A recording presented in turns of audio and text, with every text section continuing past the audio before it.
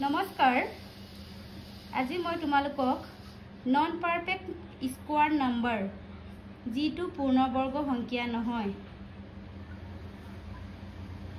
Square root বৰ্গমূল কেনেকৈ উলিওৱা হয় তাক আলোচনা কৰিম। এতিয়া আমি নম্বৰ এটা লওঁ 17 ৰ বৰ্গমূল কিমান বুলি সুধিলে কেনেকৈ উলিয়াম আমি প্ৰথমে 17 ৰ ওচৰত থকা বৰ্গমূল সংখ্যা যিটো আমি বৰ্গমূল কৰিব পাৰো তাক লব লাগে। এটো হৈছে আমাৰ 16 টো আমাৰ 17 ৰ ওচৰত থকা বৰ্গমূলৰ সংখ্যা আৰু 16 ৰ লগত কি প্লাস কৰিলে আমি 17 পাম প্লাস 1। এতিয়া 16 ৰ বৰ্গমূল কিমান আমাৰ 4 প্লাস 1।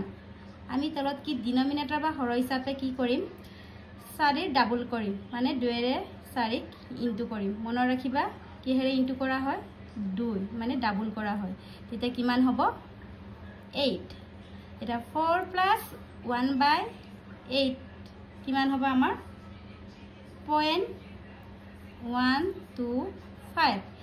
এটা 4 প্লাস 0.125 কিমান হ'ব আমাৰ 4.125। এতিয়া আৰু এটা কুৱেশ্যন ল আৰু এটা নম্বৰ ল 2 নম্বৰটো হৈছে যেনিবা 24 ৰ বৰ্গমূল। এটা 24 ৰ ওচৰত থকা আমি ওচৰ পাজৰে থকা আমি বৰ্গমূলৰ অংকিয়া বা বৰ্গমূল যিটো অংকিয়া আমি বৰ্গমূল কৰিব পাৰো তাক লম। এটা 24 ৰ ওচৰত থকা বৰ্গমূল কৰিব পৰা সংখ্যাটো হৈছে আমাৰ 25।